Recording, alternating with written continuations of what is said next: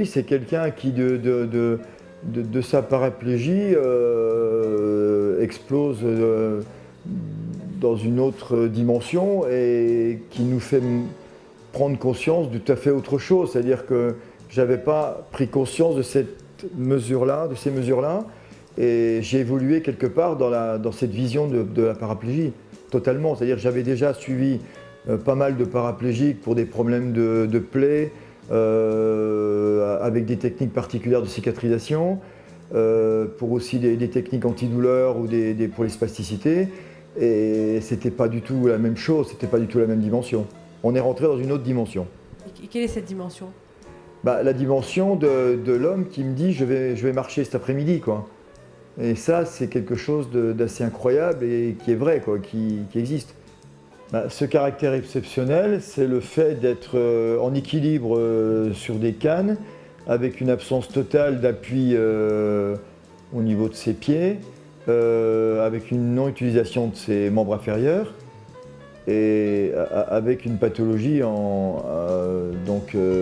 médulaire, en D12. On peut parler de D12 ? Donc ce qui fait que la marche est impossible.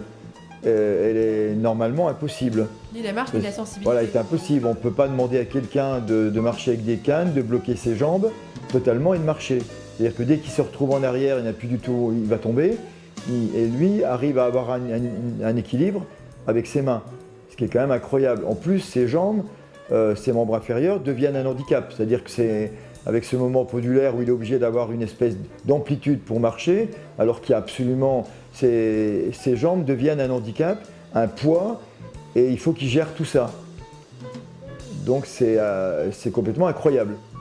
Sûrement le virage scientifique actuellement, peut-être dans notre pays, c'est d'utiliser plus des biomatériaux, d'utiliser plus des techniques pour aider le paraplégique, le handicapé, avec un apport de matériaux et de prothèses. On aimerait bien peut-être pouvoir voir un développement important des autres techniques géniques ou cellulaires qui ont l'air d'être extrêmement prometteuses dans d'autres pays, peut-être pas forcément toujours sur l'humain mais sur des animaux, mais avec des résultats assez exceptionnels actuellement. Alors qu'est-ce qui bloque en France, d'après vous? C'est un blocage administratif et d'éthique médicale qui va sûrement évoluer et qu'il faudrait faire évoluer, je pense, de l'avis de tout le monde, même des chercheurs qui pourraient peut-être se mettre au même niveau que leurs confrères étrangers, qui ont peut-être plus de liberté pour développer ces thérapies cellulaires. A priori, le fait que les gens comprennent ce qui a été fait, l'exploit qui a été fait aussi bien dans la traversée de la France qu'au niveau des escaliers de Beau-Soleil, avec un exercice d'équilibrisme et surtout une performance physique énorme, qui serait difficilement explicable même pour quelqu'un, pour un sportif aguerri. À partir du moment où les gens pourraient comprendre un peu mieux cette situation, il y aurait sûrement un esprit collectif plus facile à obtenir. Et s'ils le comprenaient, il faudrait qu'ils se projettent aussi dans le fait que ça peut arriver à tout le monde. Oui, je pense qu'on a trop tendance à avoir une vision de la paraplégie avec une chaise roulante et une vie parallèle.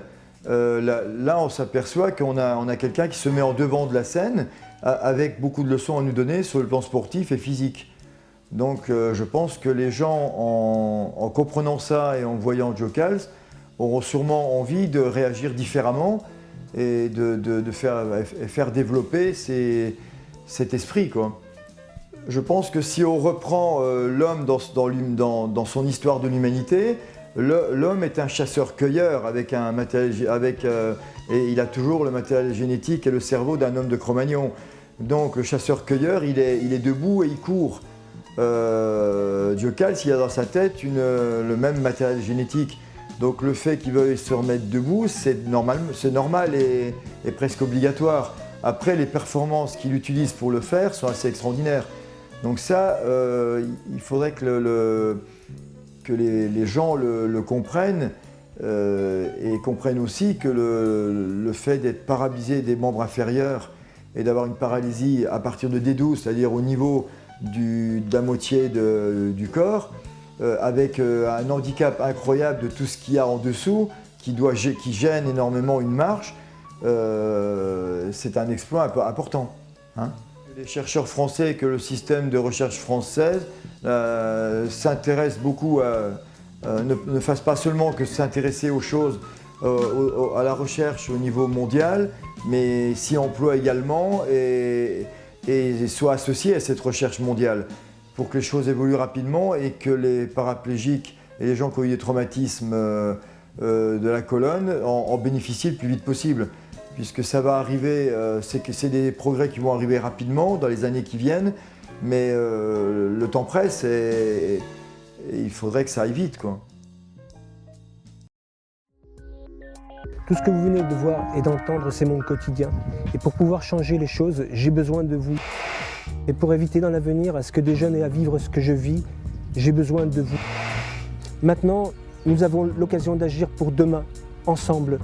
Et pour cela, j'ai besoin de vous. Sans votre aide, tout ce que j'ai accompli n'aura servi à rien. Associez-vous à ma cause et devenez mon sponsor.